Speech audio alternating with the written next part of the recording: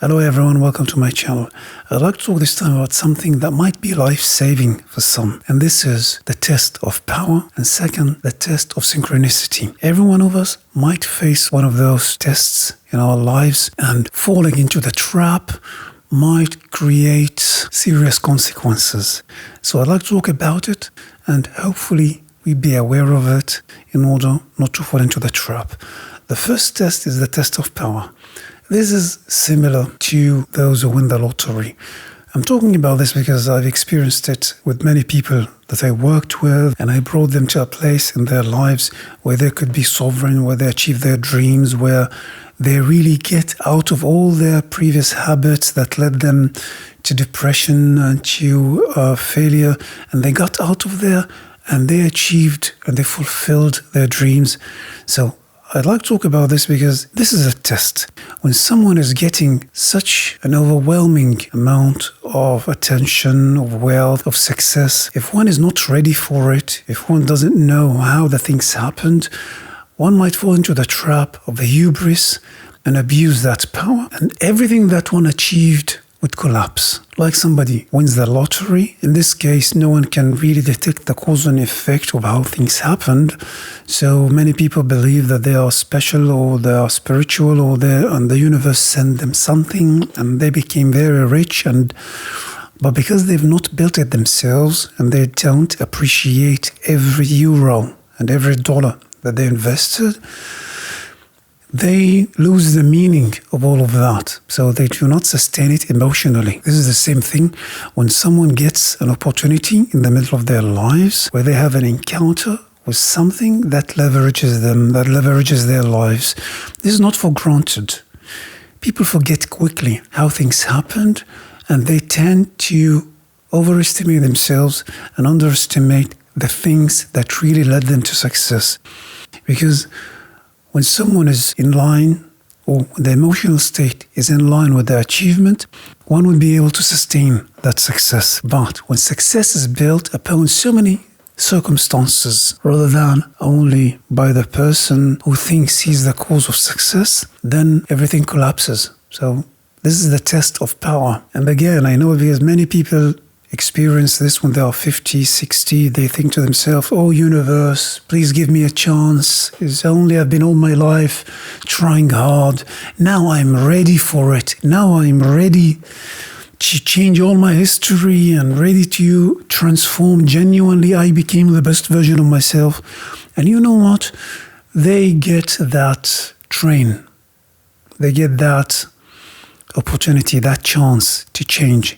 So they can meet someone, or they can get to know someone outside the box, outside their belief system, outside their racial belief system, outside their national belief system. They get to know someone out of this world who, when they are in a state of humility and acknowledge it, this would be like a leverage for them.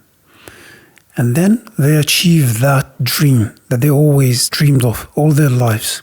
However, the moment they see the first leaf or the first branch coming from the ground, they immediately forget and they betray everything, and they betray themselves and they abuse their power, thinking that this is a gift forever, that this success now is for granted. Nothing is for granted. You lose that state of gratitude, that state of acknowledgement. You really buy into the illusion of power, that you are untouchable.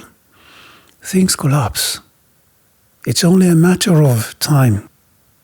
And we all know the story of the one who wins the lottery and loses all his wealth within a couple of years. It's because this guy doesn't have the knowledge and the power to sustain that wealth. He's not emotionally, he's not in line, he's not in alignment with that accomplishment, with that reality. But he got it as a chance. So, this is the first thing, the test of power.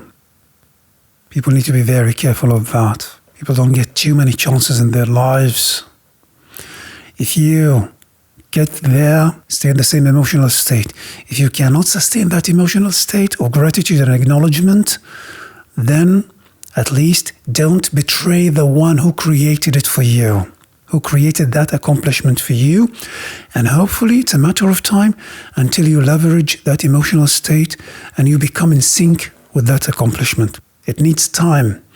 If you are not ready emotionally, at least stay humble. This is the first test, the test of power. The second test is the test of synchronicity. This also happens when people, before they start a genuine change, in order for them to change genuinely, fundamentally, they need to follow a path that is different than everything that they know, than everything that they think they know, than all the things that confirm the comfort zone. Because the new change is not comfortable. The shift to a new reality is not comfortable. It can freak out your whole universe. Everything will go out of synchronicity. That's why I call it the test of synchronicity. Because suddenly, nothing functions. Within the time transformation, within the time of the shift between the old world and the new world, between the old habits and what you used to do and what you used to be, and the people that you are used to be surrounded with, and the new world where you are self-reliant, you will have new friends, new people that you get to know professionally and personally and socially. And I know many people that come to me because they want to build their own careers, for example, and they find me too hard, too demanding, too confrontative. But actually, you cannot genuinely change without facing the truth, without facing what is not convenient. I know a person that is telling me that he wants to stay with a psychologist because he's giving him a lot of emotional support. If you are feeling so convenient there, it means that there's no change. The genuine change is not massaging your ego. It doesn't make you feel, oh, it makes me feel good. No. The genuine change, the genuine transformation will shake your whole universe. Everything will go out of synchronicity. Nothing will function in that time of transformation, in that time of the shift. You will go outside. I will not now get too spiritual about it because nobody would understand what I mean, how the whole universe changes. But many people would understand it if I talk a little bit more physical about it, where you start to get sick, where you feel not comfortable, where your intuition is telling you, no, this is not a good thing, don't go there. Your intuition is not in sync with your objectives. If it was in sync with your wanted reality, you would have already created it. But your intuition is not an intuition. This is the voice of the old habits, the voice of the old belief system, and this is not what will make things change. So, if you are comfortable with your old life and you are insisting on that comfort, you would prioritize it on the new life that you want. So, if someone wants to be a business person or somebody wants to be a professional artist, self-reliant, you cannot be surrounded with losers who drink and smoke every evening and tell me, that's how artists are, they drink and smoke.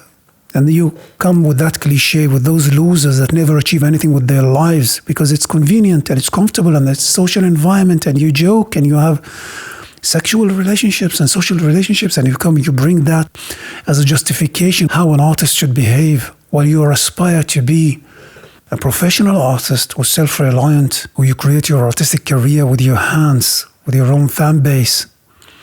That and that are two different things. If you are in love with the cliche where an artist is someone who is depressed and psychologically challenged, and therefore you'd prefer to stay with your psychologist who keeps giving you the illusion of comfort and the illusion of that you're always welcome and that's enough and you are good enough.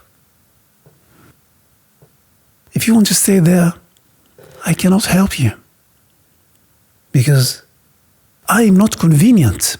I will be talking about responsibility, about accountability. And now you would use that psychologist or that state of mind always as a justification to avoid accountability. I cannot help you with that. So the moment you choose to follow the path of truth and accountability and responsibility and self-reliance, and you want to spread your wings and to fly high with your own wings, in that state, it is not convenient. It looks nothing like your old habits, like in the kindergarten, where the teacher was building the puzzle for you and anyway was applauding you for being creative and genius, and you expect life to be the same. You're not creative if someone else is doing the hard work for you. If you're getting paid by the welfare system, by your parents, you're not creative. There's a lot of truth, and it's not convenient in order for someone to change. But anyway, what I'm saying here is that, and in case, and it's almost impossible for someone to decide to make the change, for someone to start to pack in order to walk the journey. But I'm saying to those who do it, and do pack, and do start the journey, genuinely and intentionally, to those people, you would face the test of synchronicity, where the whole universe will change. Everything, you will find yourself on your own. No friends, your friends might abandon you. Your family might abandon you. Things will go out of balance. There is reasons for everything, and I can explain those things, but now it's not the space because it's personal, depending on everyone's own journey. And there is justification for everything. But in general, your whole universe will go out of sync, including things that don't make sense now, and I don't want to talk about them in order not to sound crazy now for people who are not in that mindset. So, when your universe goes out of sync, this is the test. To go back to the old habits, or anyway, to stay on your path to glory and success.